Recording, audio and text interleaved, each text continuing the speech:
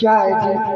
तुम्हारे करीब आने तक आज मैं हौसला नहीं रहा, लेकिन मजबूर आया हूँ तुम्हारे पास। मेरे पास आने का इच्छा नहीं करता, शर्मिंदा हूँ। क्यों जी? क्या हुआ?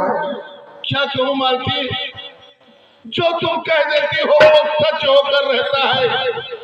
तुम्हारे जिंदगी की खेल में तुम्हारा जीत हुआ, मेरा हार हुआ। स्वामी, पत्नी का जीत तब होती है जब उसके पति का जीत हो।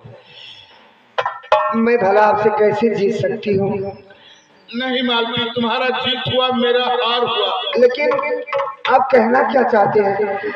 आप पहेलियाँ क्यों बुझा रहे? देखिए, वैसे मैं दुखी हूँ और पहेलियाँ बुझा के मुझे दुखी मत कीजिए।